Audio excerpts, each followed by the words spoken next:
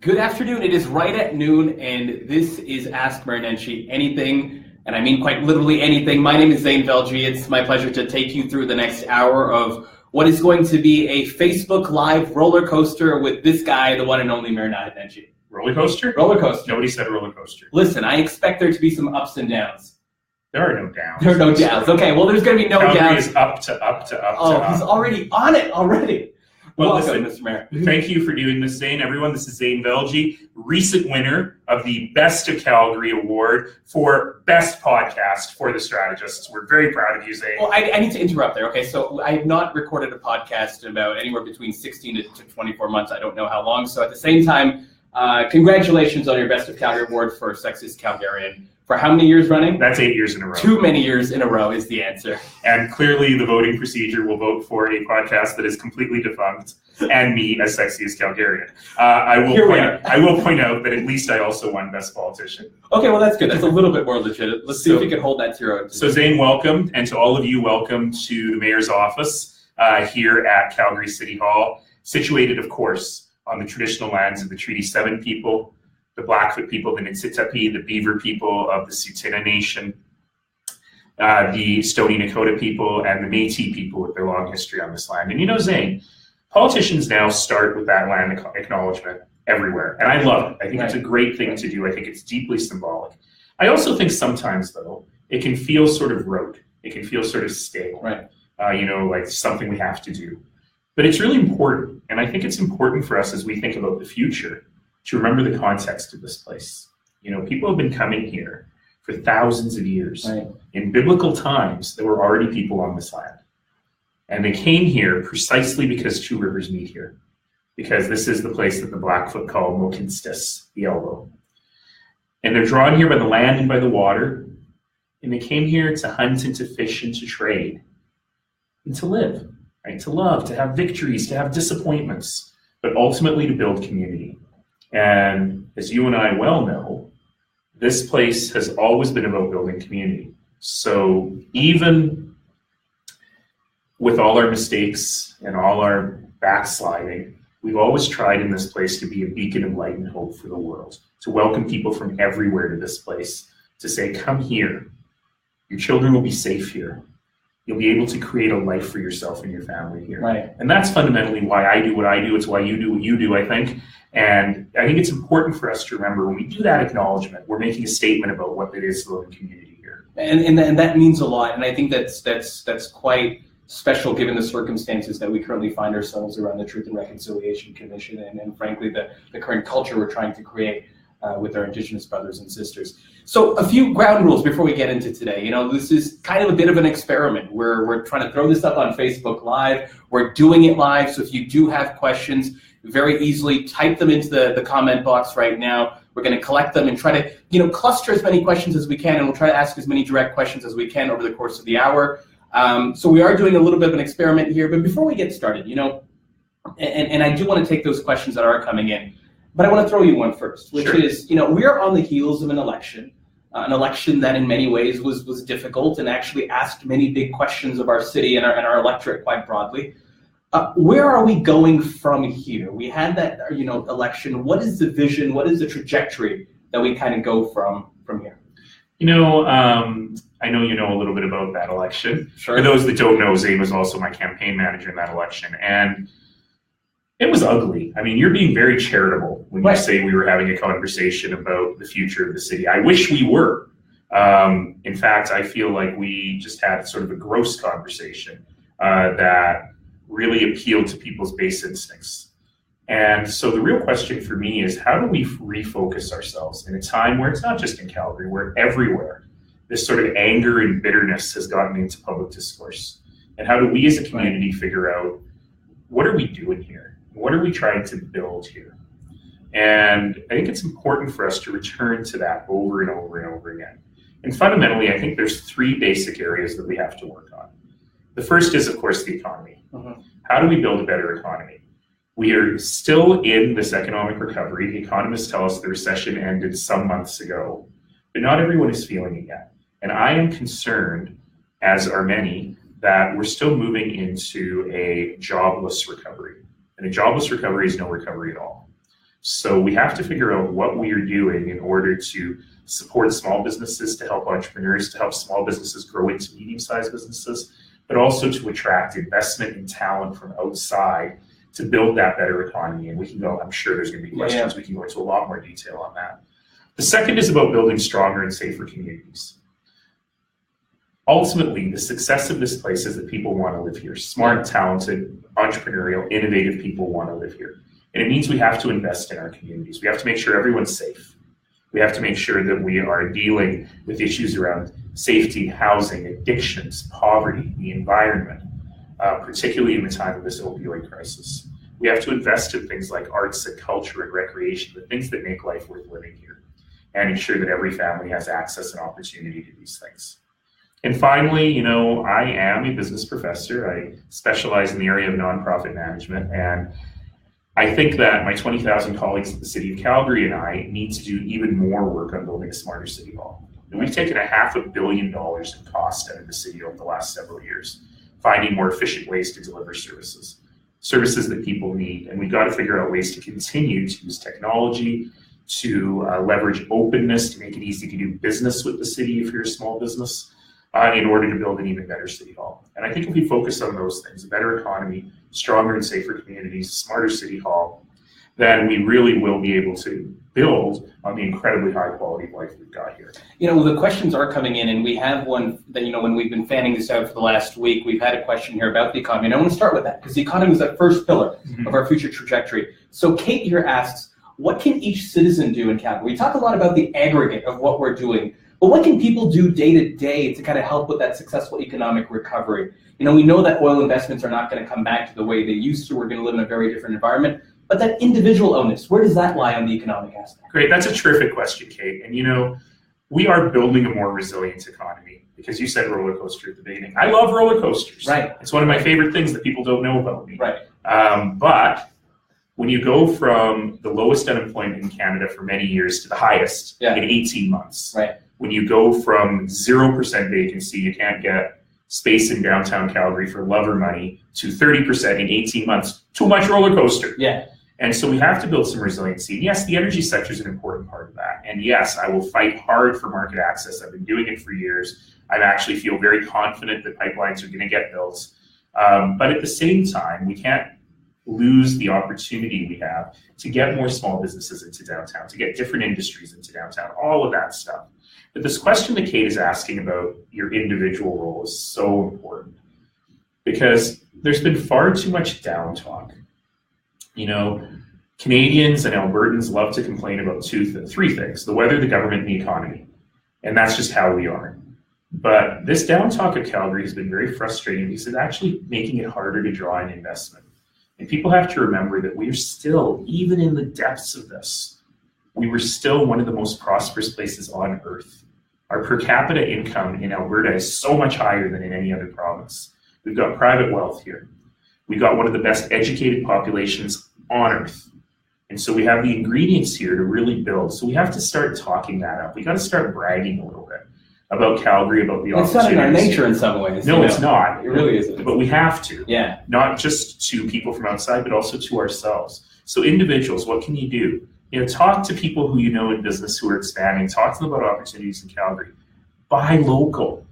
Support local businesses in the work that they're doing. And so many amazing ones nowadays. Absolutely. And if you're in business yourself, look at how you can use your own supply chain, when you're buying goods and services, to support other wealth-creating entrepreneurs in the community. But ultimately, it's about talking about a more positive vision of the city and everything that we have here. You talked about the three things we complain about. The top of that list was weather. I heard weather. I'm going to shift to a question on transportation that Jason asks here around snow removal, and leave it to me to ask on a sunny May day about snow removal. But I think it was something that was top of mind for people this winter. We had a very elongated winter in many ways. It was harsher than we expected. What's our deal with snow removal, Mr. Mayor? What are we going to do going forward? Is there any plans to make it more efficient? Where do we stand? So one of the things I love is whenever people talk about snow removal, they always say, well, I came from, and it was so much better there. Yeah. And I always call those mayors and go, no, we get more complaints than you do. Okay. Our percentage satisfaction is lower than yours. So when I first became mayor, we made two major changes to the snow removal system. We massively increased the budget in order to do two things. Number one is we never ever used to touch residential roads. Right. And so now we have the budget. So in the 7-day snow removal plan, in days 4, 5, and 6, we go into the residential roads. We don't clear them to bare pavement because there's nowhere for the snow to pile up. But we get rid of the ruts and we grade them down. And the second big change we made was a technical accounting change so that we can better deal with years like this when there's tons of snow versus years where there's no snow, so that budget is no longer a problem. We will always meet the plan regardless of what the budget for that year is. And our average satisfaction with snow removal went up by about 40 points in the city as a result. So now we're in a situation where people are going, okay, now we're used to this new level of service. Do we want more? And I will tell you that the calls to my office are 50-50 split. Do more, don't do anything else, and do not come on my residential road because I don't like it when the snow piles up in front of my driveway and so on. So, it's a tough one that we've got to decide. I will tell you that what I have been concerned about for the last few years is particularly pedestrian safety. Right. I think that we have prioritized roads more than we have sidewalks, and we put in some money about 2 years ago for clearing bus stops and particularly helping seniors and people with limited access, not just relying on snow angels. Thank you if you're a snow angel, it's awesome. To really focus on how people can get around on foot. And I think that's an area where we haven't done a good enough job, and we've got to figure it out. Now, some folks are saying, should we be like downtown Toronto and just shovel all the sidewalks ourselves and no longer make that a homeowner's responsibility? Yeah.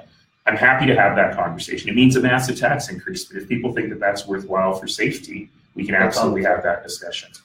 Switching to public art, Vera just sends in a question right now saying, when can we get artwork, quote unquote, in the city? And how do we highlight Canadian artists? Public art was a topic of conversation this election. Policy there on in after the election has been, has it been amended? Where do we kind of stand? And where do we kind of highlight our local artists? So there's a review going on right this minute.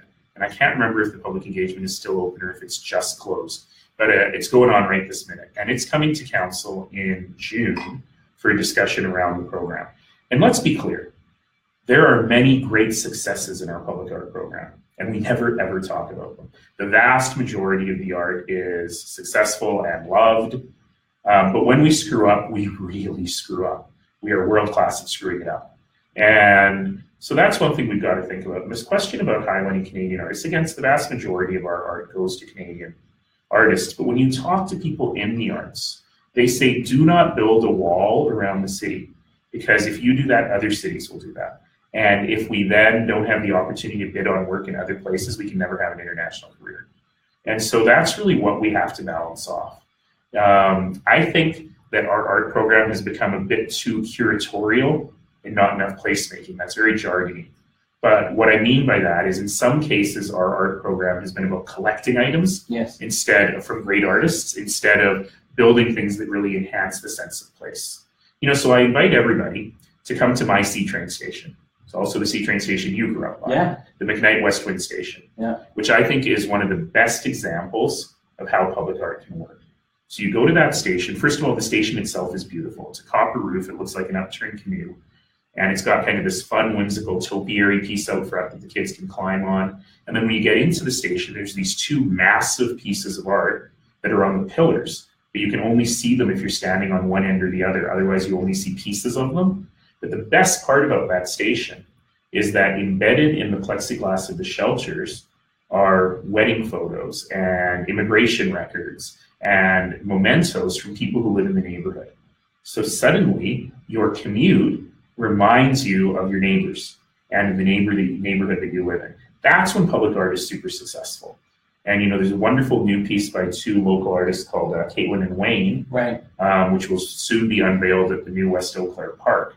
And it's a very similar concept of building community. And the thing about Caitlin and Wayne is that they're from Calgary, and everybody in the arts world internationally knows they're going to have this massive international career. So it was a real opportunity for us to use our public art program to help them get this great commission that'll be their calling card for the world. And I think that's exactly the kind of direction we need to move in. That's a great answer. Okay, so like I said, the questions are coming in, and the second A in AMA has asked me anything. So are you ready to talk about chicken wings? Because I have got a question now that says a few years ago. You said chicken wings. I did say chicken wings. How did they know about my Well, I think you've broadcasted it enough. Here we go. Okay, I'm going to read this really quickly. A few years ago, this is from Harnish. A few years ago, a restaurant called District closed down. The greatest wings ever. It seems like you agree. Blue cheese hot. Blue cheese hot, exactly as referenced. Recently, I have experienced limericks as a replacement and their blue cheese buffalo wings. Do you want to give the audience some insights? Number one, on your chicken wing obsession, but number two, have you found an alternative to said District chicken wings?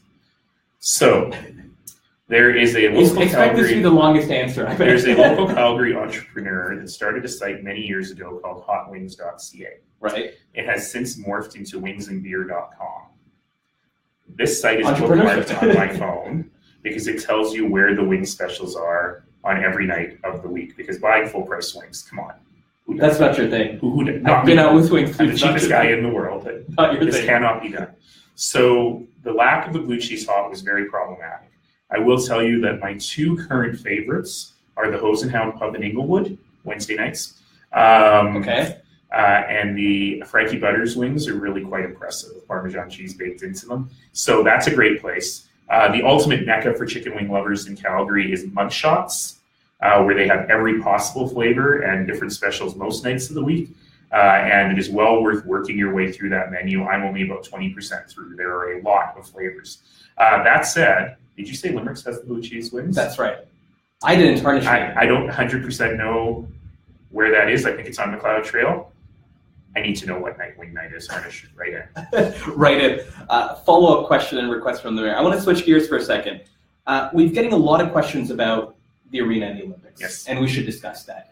Number one, where does the current state of the arena stand? And I know this is if double barrel questions or anything, where does that lead to Olympics? Are they interconnected? Are they not? Kind of what are your thoughts on that as we stand? So they're not. I think that's the most important thing to understand is they're completely separate discussions. You can have the Olympics without an arena, without a new arena. You can have the Olympics with a new arena.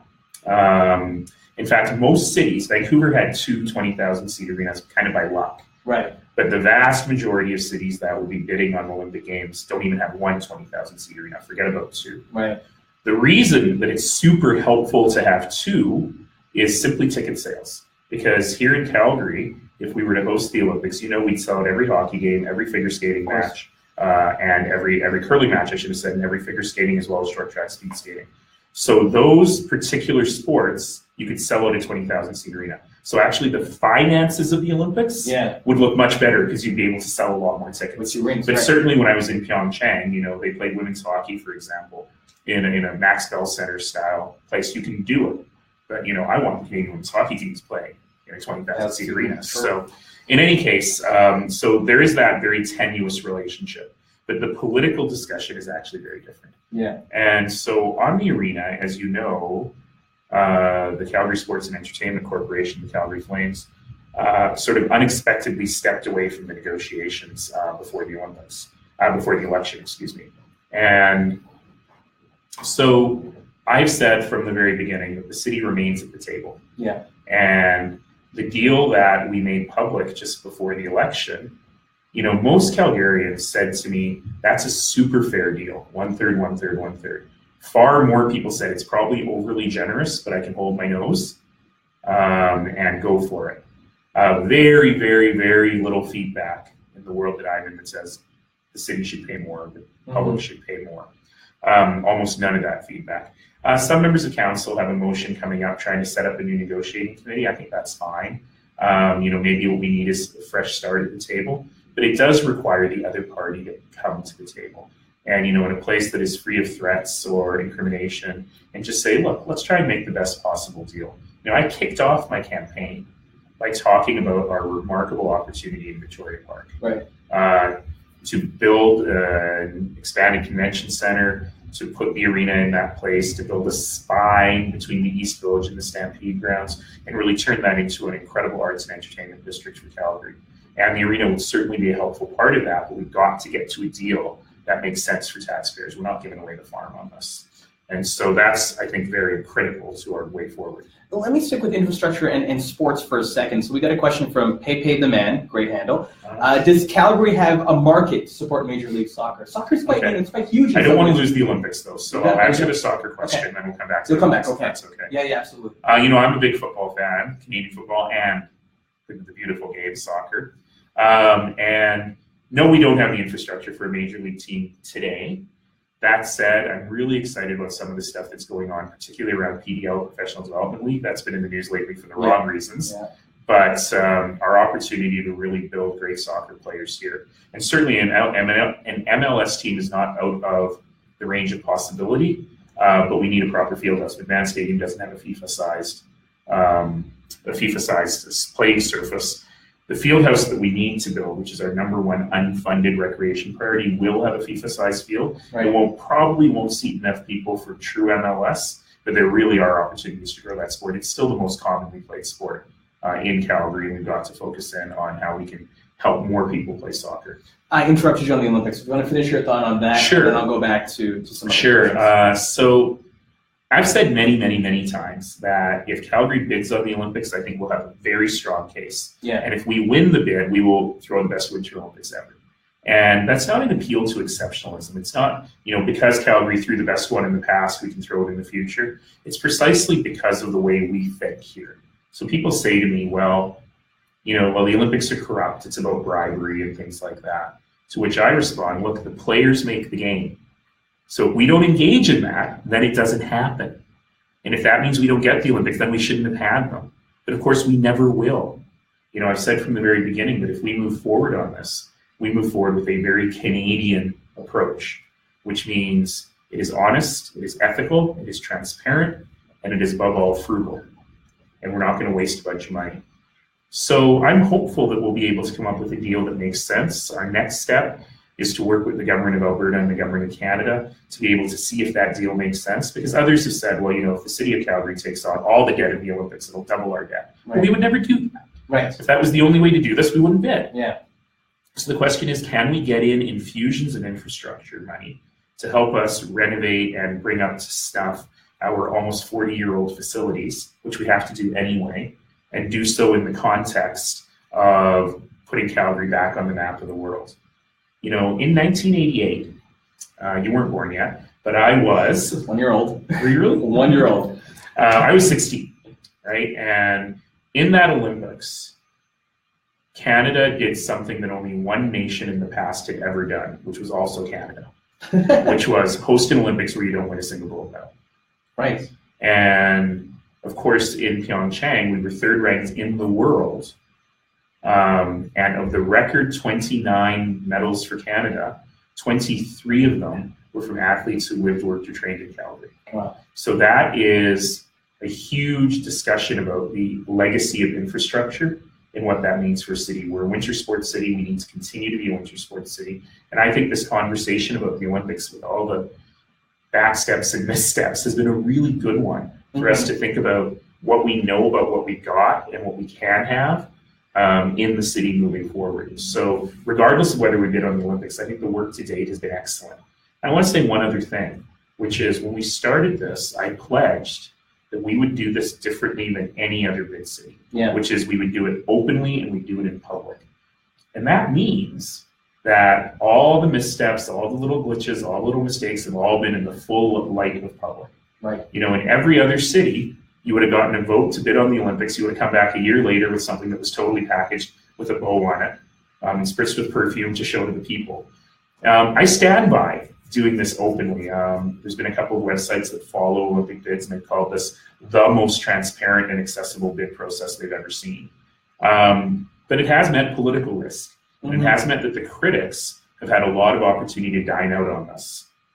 But at the same time, I want to get away from sort of the ankle biting on every single misstep and really talk about what the big potential here is. And I tell you this, if we can't get a good deal, then I will be the first to say, let's stop. But I need the time and the oxygen, as does the committee that's working on it from council, to figure out what that deal looks like and bring it back to the people. And we'll have a plebiscite in the fall. That was going to be my quick follow-up. So that is happening, that plebiscite in the fall. Well, I mean, if there's a deal. If there's no deal, then we're done.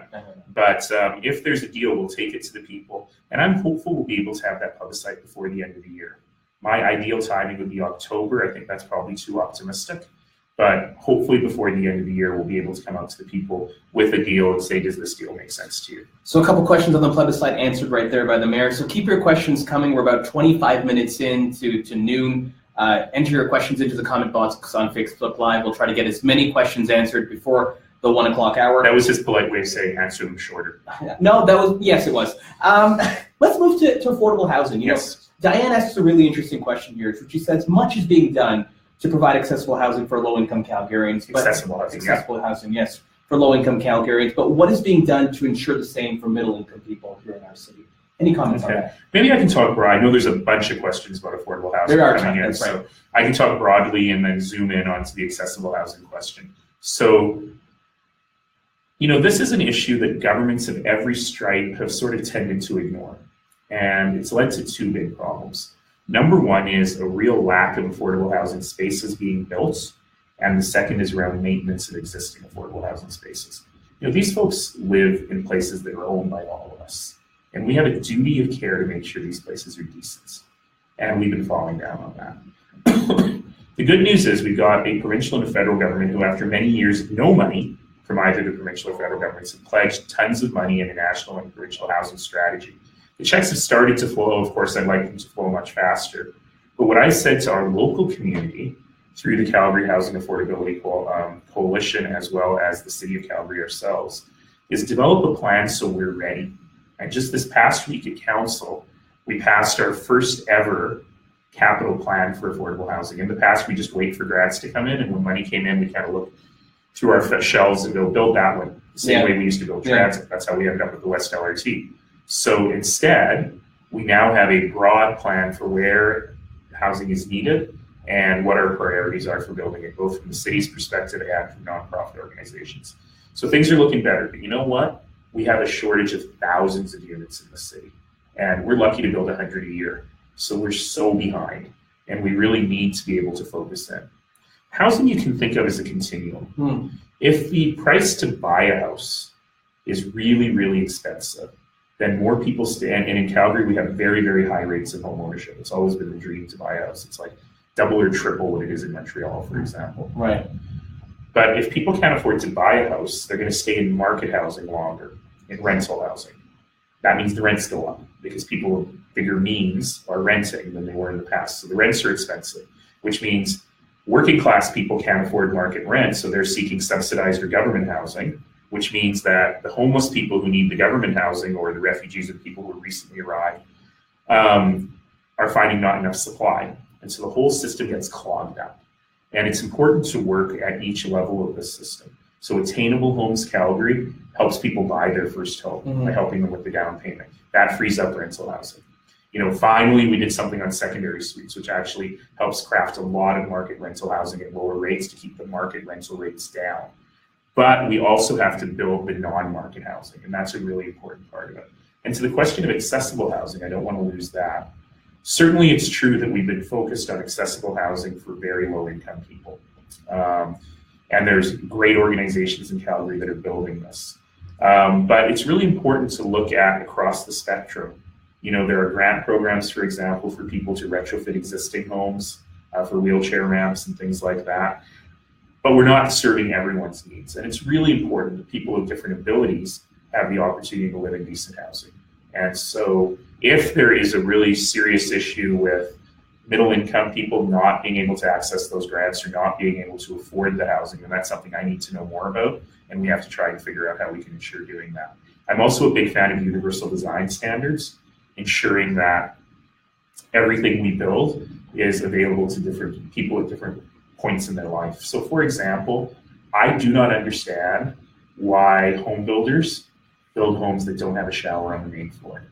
It's relatively easy to do when you're building the home. And as people's lives change, as people get older, or maybe they have a car accident, having the flexibility and resiliency in the home makes a big difference. And that's something that I think we have to work on with the private sector as well. Accessible housing, affordable housing, there's a lot of questions about secondary suites. You answered that as well. So there's a question from Nat that just came in about that. I want to jump to a question that Allison posed about cannabis and cannabis legalization coming July 1. And so she asked the question, potentially, maybe, that is true. It is a very rocky timeline. We're looking at medical cannabis users in public spaces. She feels medical cannabis users should have the same rights as tobacco users. Frankly, what are your thoughts right now on cannabis? How is the city What is the city doing as we lead to that July 1 or is it September 1 sort of date? So we've had to move very quickly, and that's a good thing. And I think that we are largely ready. And if we find that things aren't working, we can change the rules later on. The specific rule that's being asked is around the use of cannabis in public spaces. And basically, there's two options. You treat it like alcohol or you treat it like tobacco. And so council had a big Sturm und Drang fight about all of this. But it really was about a very basic thing. Should people be able to smoke? And I'm underlining the word smoke. Right. Not use, smoke. Right. Should people be able to smoke cannabis on the street or in a public park? That's it. That's the only debate. Because everyone agrees that, you shouldn't be able to do it when children are present. You shouldn't be able to, you should be able to, in apartment buildings and condo buildings, have some restrictions if you have shared heating and ventilation systems and so on. And ultimately, council came down on the side that no, you shouldn't be able to do that walking down the street or in a public park. You still use cannabis, you just can't smoke it because of the secondhand smoke. And by the way, what we know in places like Colorado is that once the market becomes mature, actually very few people smoke it. Most people are using oils, edibles, dabs. I'd be impressed if you know what a dab is. I have no idea what a dab is. I was with you at oils, edibles, dabs. I was like, let me just shake my head and pretend I know what I'm doing. Why are we having this discussion of all people? There's two squarest people in Calgary discussing cannabis, ladies and gentlemen. Speak for yourself. Okay, the squarest person in Calgary and me discussing cannabis, ladies and gentlemen. Anyway, but there is one issue here, which is that if you live in a multi-residential building and your condo association or your landlord says, look, we've got shared air intake here, so you cannot smoke inside, right, and you don't have a balcony, and you can't smoke on the street, and we don't yet have cannabis lounge legislation from the province, we've essentially said it's legal, but you can't do it anywhere. So I'm looking at short-term solutions to that, because there are lots of places you can drink a beer. You can't drink it walking down the street or in a public park. Right. So until those places come into place, I've asked administration through a motion at council to look at creating spaces, maybe some public parks. You'll say, okay, you can smoke here, and yes, that will create pot park, but it won't create pot park walking down the street everywhere you go. And so we'll get this right.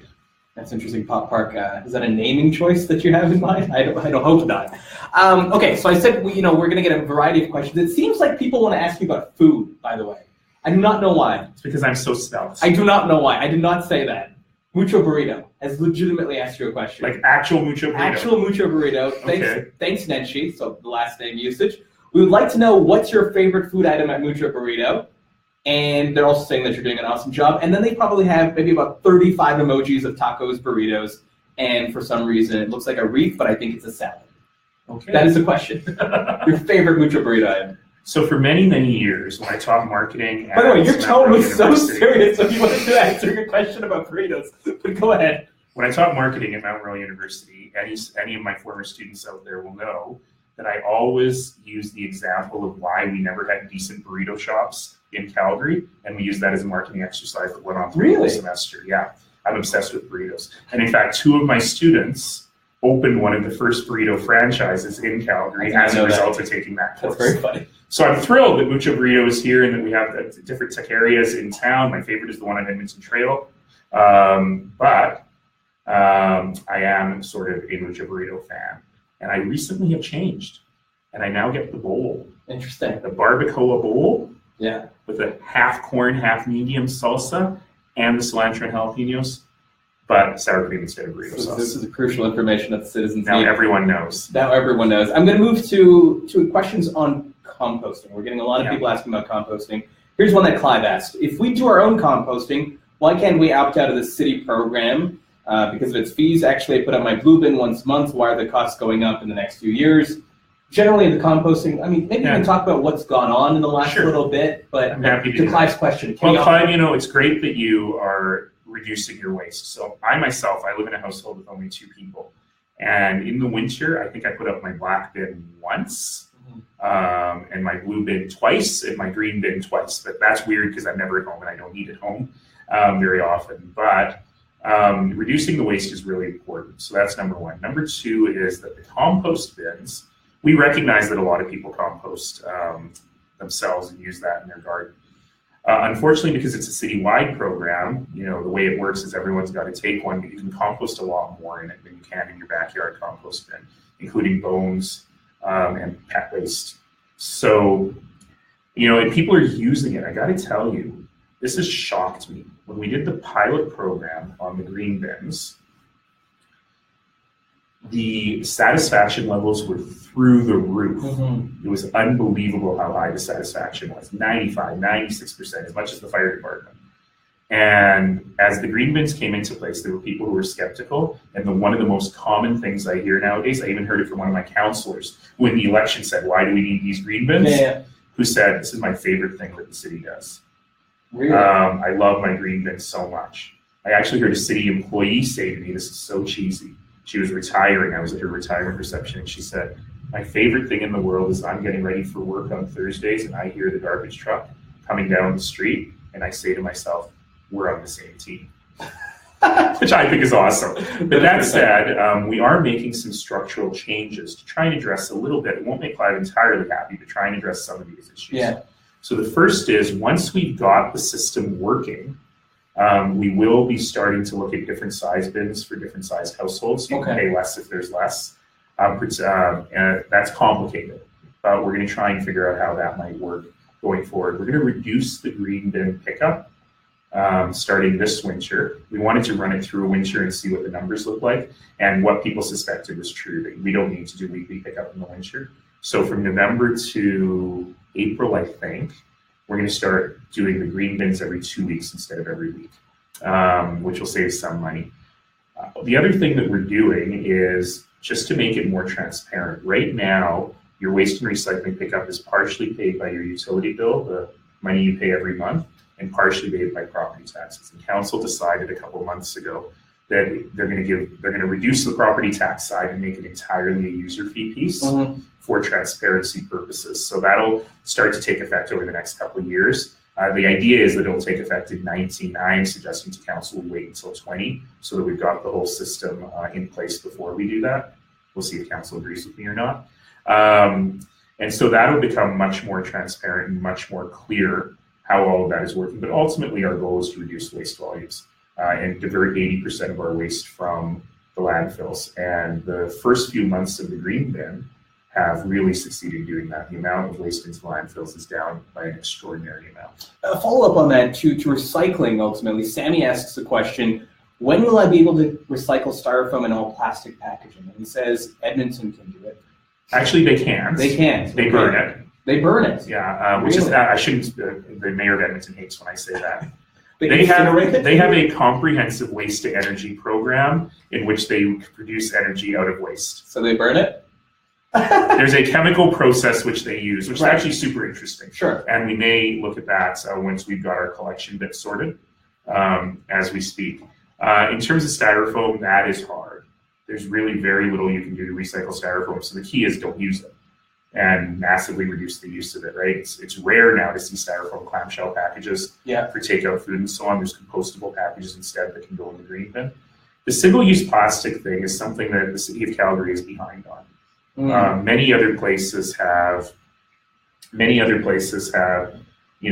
the use of single-use plastic bags, or you have to charge for them. I was in California on a holiday recently, and at Walmart they charge you 5 cents for the plastic bag, but it's not a throwaway plastic bag. It is a bag that can be used 50, 60, 70 times. So yes, I was at Walmart on my vacation because that's how I roll. I don't want to bring it up, but I'm glad you did. That's how I roll.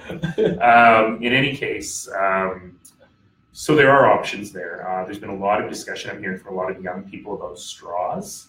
Oh, interesting. And particularly in the US, they use 500 million straws a day, so more than one straw per person. Is there a way that we can cut down on the use of those plastic straws, which are not recyclable and very, very easy to escape the waste stream because they're so small? They end up in the water and so on. So those are things to think about now. I was at the Calgary Zoo visiting Prasad Panda and the other pandas recently. And they said, come for a panda preview. And I saw MLA Prasad Panda. I was not as excited as I thought I would be. But they have paper straws. And the technology of paper straws is not yet perfect. Right. But these are all things we need to think about. When I was in university a million years ago, Every single university student had a reusable coffee mug attached to their backpack. Right. You see that a lot less now. Yeah. But I wonder, do we move to a world relatively quickly where that styrofoam and single-use plastic is replaced by things that are more convenient? So I can totally see a world where you buy a soft drink and instead of getting a straw in it, there's like a sippy cup lid on it made of paper, and you just drink it. So there's lots of options that we might end up seeing. We're 2/3 through Ask for Nenshi Anything. It's 12:40, so if you still have questions, submit them. We'll try to get them as many as we can before we end here at 1. A question about Devonian Gardens. Todd has a question. It says, with construction and then repairs, it seems to only be partially open forever. What is going on with Devonian Gardens? Oh my gosh. This one actually predates me. I may feel like I've been mayor forever, but that particular project started even before I was mayor. So the very specific answer on that project is that the planters were leaking and they were causing problems with the structural integrity of the building. So this is warranty work. We're not paying for it, but it is taking forever, which is a shame because that is a treasured piece in Calgary. And had I been around at the very beginning, I likely would have gone for a different strategy on that. But it is what it is. And so it should be done this year. We'll be able to start taking weddings and special event bookings again after this year. But that one is frustrating. And one of the reasons it's frustrating is because this, especially since I've been in this job, the city of Calgary has been very, very, very good at project management. Mm-hmm. You know, every single one of our major capital projects since I've been in this job has come in on time and on or under budget. That's something I'm very proud of. So the ones that are not are really irritating. So even though it's warranty work, we have opportunity costs there. We're taking away the opportunity for people to enjoy that, especially in this long winter we just had. So I'm really hopeful that we'll see the end of this saga relatively quickly. The live questions are coming in. We're going to, pivot quite a bit on one topic to the next. Kathy asks, can we look at using our service schools for senior housing? Our which schools? Said our service schools for out-service schools for senior housing. I'm not sure I know what that means. Neither do I. I thought you might. But I can say one thing. I'll answer a totally different question. Maybe that's what she was asking, which is we have out of service schools. My bad. Out of service schools. Okay, I'm missing the out. That's right. Yes. Out of service. There aren't as many as you think there are, because although we had a lot of school closures through the 2000s, we then had an echo baby boom. And so charter schools and private schools have taken over many of those spaces. Gotcha. But that said, one of the things I'm most proud of that we never talk about is that the city has agreed that we're not going to build single-use facilities anymore. Yeah. So parkades that are just parkades or fire halls that are just fire halls. And the school boards have also agreed in principle that as we build new schools after this huge boom of school building that's going on right now is working its way through the system, we also won't build single-purpose schools on that land. So we will put seniors housing with schools. We'll build up within neighborhoods or across on the playground and on the fields. And there might even be fire halls in there. There might be rec centers in there. Mm-hmm. And so this is something that we are super excited about doing. A question from Chris. We're moving to transit for a second. What's the latest on the Green Line LRT development? He's currently sitting in Toronto, hopeful to visit Calgary, potentially move here, but wants to know what's going on with Green Line. It's a giant project, by far the largest capital works project in our history. Phase 1 of the Green Line is not just the biggest thing we've ever built, it's 3 times larger than the second biggest thing we've ever built. But it's proceeding, and so we will see people operating on the Green Line in the early part of the next decade. The first phase runs from Crescent Heights, north of the Bow River, through the downtown, through the Beltline, all the way down to Shepherd, 130th Avenue South. So we will start to see some real ridership on that soon. And I'll tell you, the other thing I'm excited about is this fall, we are going to have the biggest improvement in transit service and the biggest change of how transit works in our history with the opening of the bus rapid transit lines. The one in Forest Lawn from 17th Avenue, the to downtown, the North Crosstown from Northeast Calgary to the University of Calgary Foothills Hospital, the South Crosstown, serving Mount Royal University, and then the Southwest VRT is a little bit delayed. We'll see that. Well, it's not delayed. It was the next one to be built, and we'll see that next year. So actually, our transit system is going to be even better than it is, and we're building out a lot of capacity, which I'm excited about. I want to pick up on the transit thread because there's a handful of questions here talking about the perceived cost of transit to be high.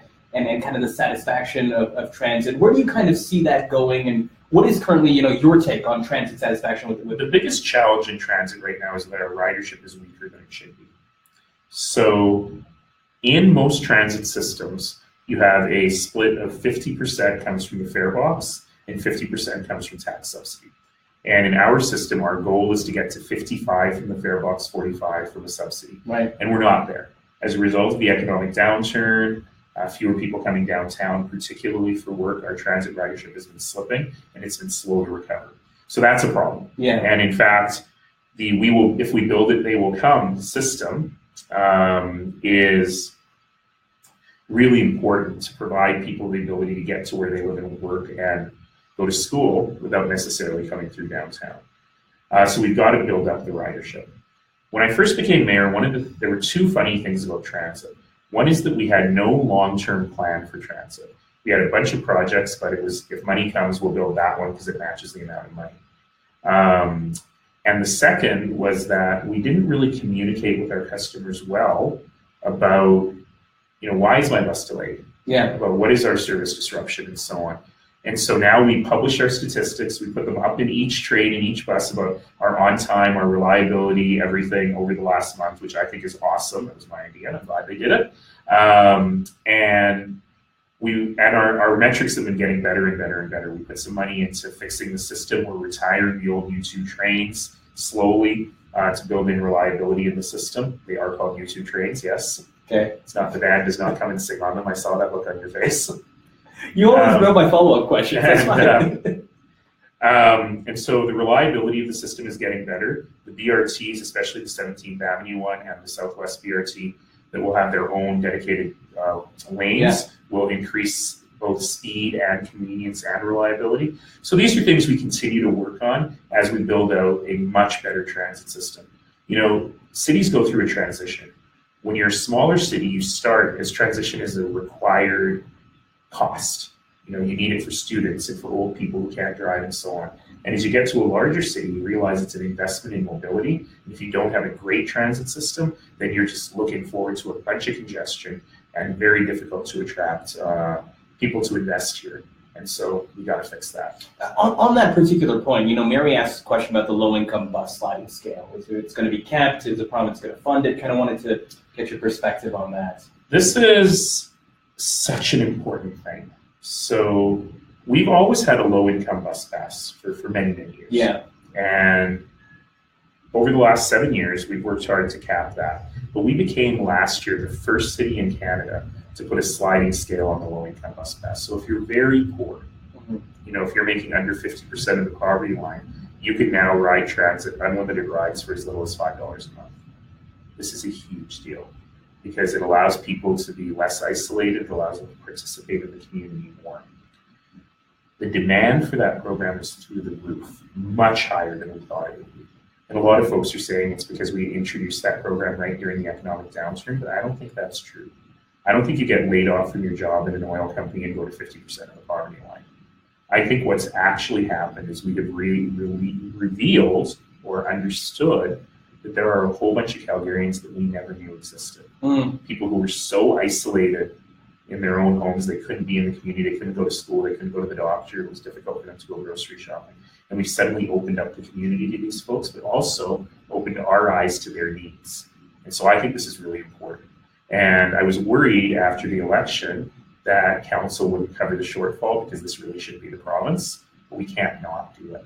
And council, I think, unanimously voted to cover that shortfall because we understand how important that program is. I wanted to move away from transit, but I want to keep it with it for one more question, which is a question from Johnny, where he asks, why not eliminate the free fare zone downtown? It'll generate more cash, it'll keep bad behavior down. What's kind of the policy imperative there right now? Well, because of there's two things. One is that we have an incredibly successful commercial core. Right. People sometimes are surprised by that because we love to complain about how downtown feels empty at night. But we actually have one of the highest concentrations of employment in a downtown core of any city in North America. And part of that is because our business culture of face-to-face meetings has not really changed with technology. People make deals in the +15. And the free fare zone is actually a really important part of that because it allows people to get to meetings, to go for lunch, to support small businesses downtown very easily. And so that's been quite important. The other thing, to be very frank, is the design of the open platforms makes it very hard to enforce if people are getting on anyway. So it's actually the enforcement cost would be overcome the additional revenue. The other thing underneath this question, which is really important, is about perceived safety on transit. And we haven't talked much about that. Transit system's super safe, one of the safest in the world. But perception is reality. Right. And if people feel that it's unsafe, then they won't ride it. If they don't ride it, it becomes unsafe. And so we've invested in more peace officers, we've invested in better enforcement on transit.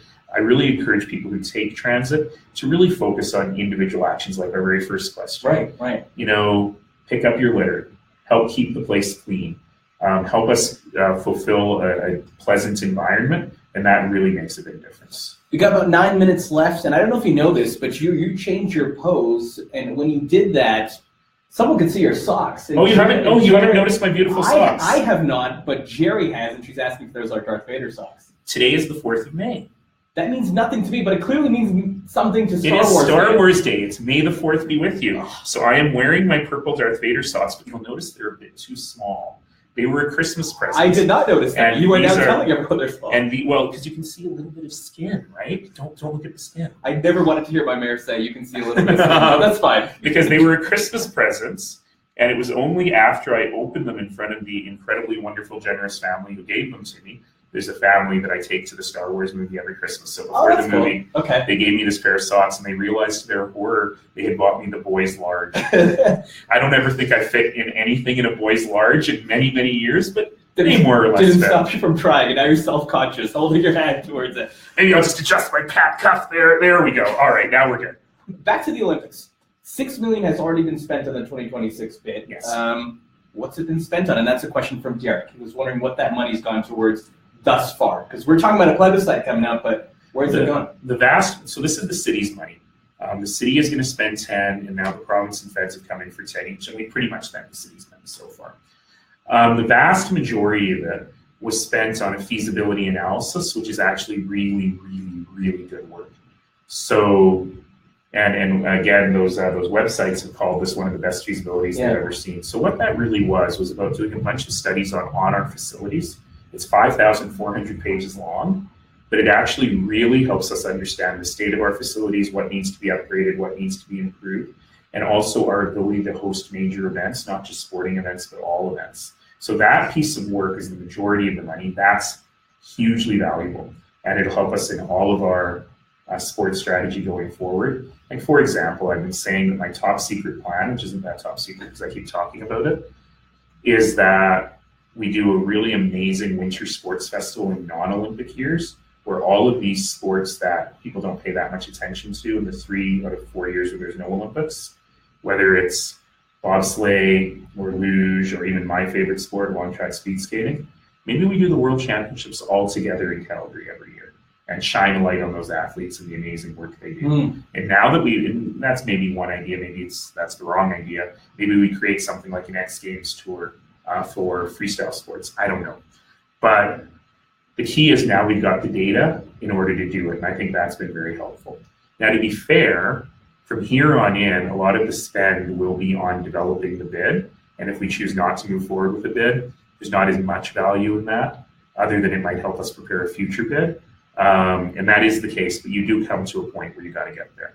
The first part of the money, the first part of that $6 million, though, is not at all throwaway money. It's super useful investment in the city. Let me follow up on the Olympics again, because the question has just come in from Candace asking, and we've talked about the relationship between infrastructure and Olympics, but she's asking, why not build our athletes' village so that when the Olympics are over, it can be easily transitioned to senior housing? We know that population is going to explode.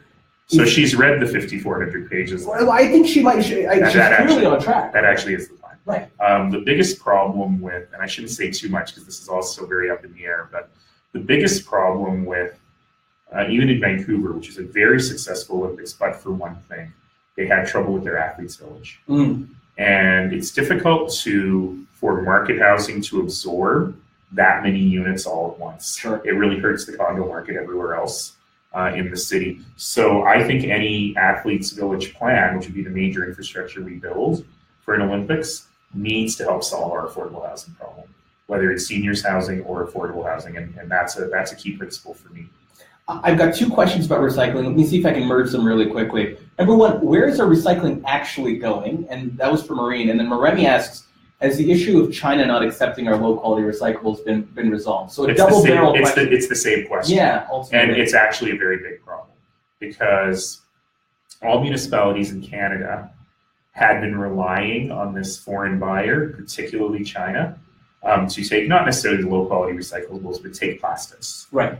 And recently, China has closed their doors. So they're starting to pile up all over Canada. And no, we don't have a solution yet. We'll have a solution, whether that means creating a domestic plastic recycling industry or finding other buyers around the world. That solution will come. So no, it's not all being tossed into the landfill, but it is starting to pile up. Question from Lori. Mayor Nenshi, when you have free time, what are your favorite things to do? Outside of chicken wings and burritos, you've talked about Star Wars movies. What else you got? I don't think I understand the question. Free time. Oh, okay, you're being smart. When you have 35 to 40 minutes to decompress, what can we find the mayor doing? Napping. Well, you know I'm a movie buff, though I haven't been to a movie since Christmas, so I probably need to fix that. But usually on planes, I catch them if I'm lucky. You're not a plane worker. You explicitly told me that. You do not like to... That's your, like, oasis in some way. Oh, no.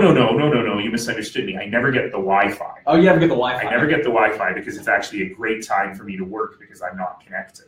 I've been doing a lot of writing on planes lately. I have a book that I've been working on for years that is almost finished now. Your memoirs? No, I'm too young to memoir. It's actually a book about the flood. Oh, interesting. And about how community came together in the flood. Very completely out of date now, but I think still interesting. Still valuable. Useful. And by the way, yes, our thoughts are with all of the people facing flooding across the country. I've reached out to everyone, particularly the people of New Brunswick. I had a chat with the mayor of St. John and the premier of New Brunswick yesterday, just saying we can help in any way. And I know our thoughts are with them, especially St. John right now. And in any case, sorry, I got distracted. Free time, I think about floods, obviously, and try to write books. I am, though, a huge supporter of the arts community in Calgary. And one of the best things about my current job is that I get to go to everything. And so people always joke that I see more plays in Calgary than people actually in the theater community. And I try to get to about 25 of them every season.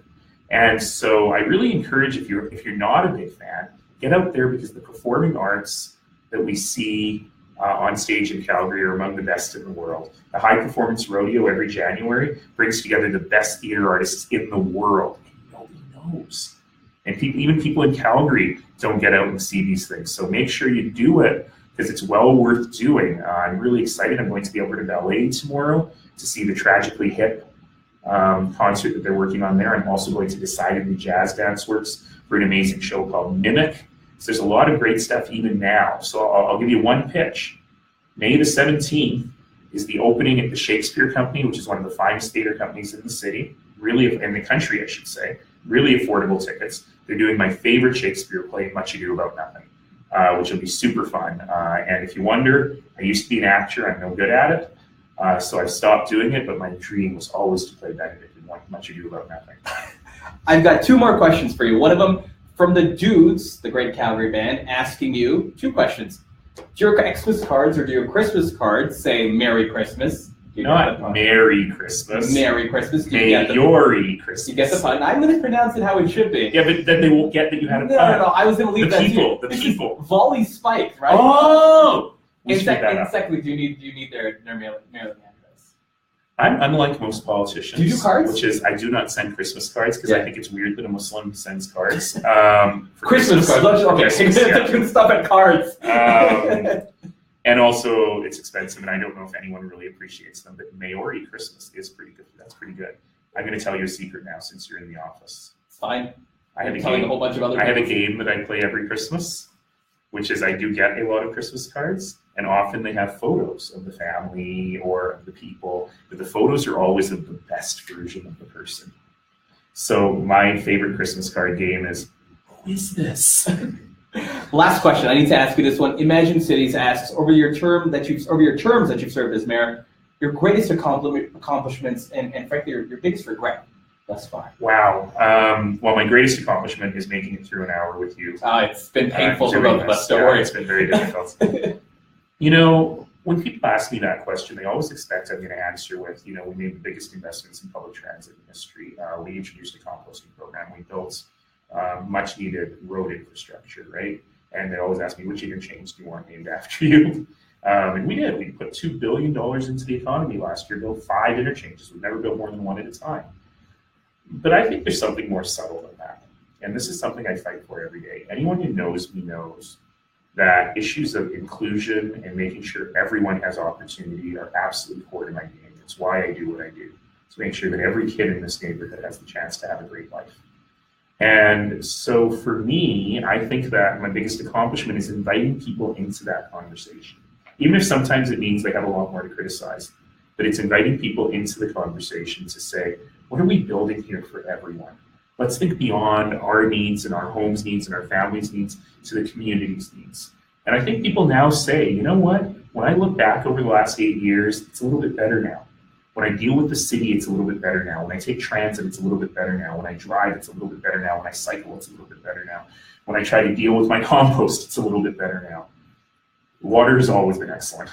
And so to me, that's really what it's about, is bringing people to that place where, Calgary, we have to remember, with all our complaining about endless winters, and this one was endless, we're ranked one of the top 5 cities in the world in which to live. And for a city of 1.2 million people in the middle of the Canadian Prairie, that's something. And we should be very, very proud of that. Now, did it take way too long to get secondary suites done? Yeah. Do we need to work hard to make sure that we're focused on safeties and places for everyone to live? Do we need to implement our anti-poverty strategy even faster and better? Do we need to finally come to terms with the fact that our greatest failure as a nation is our inability to share prosperity with our Indigenous brothers and sisters? Those are all jobs we got to continue doing. And yeah, I wish I could have snapped my fingers and all of that would have been done. I wish I could have snapped my fingers and Springbank Reservoir would have been done so we wouldn't have to worry about flooding on the Elbow River. But these are ongoing projects, and these are things we're going to continue to do to make sure that this city remains safe and remains a place of opportunity for everybody. Anything on the regret front, or did you kind of? I think I just did that. Bake that in? Okay, I just wanted to make sure. We'll leave it there. Thanks for everyone who asks questions live. Thanks to everyone who asked questions in advance. This has been Ask for Nenshi Anything. We hope to do this again in the future, but until then, have a great weekend and hope to see you soon. Thanks, everyone.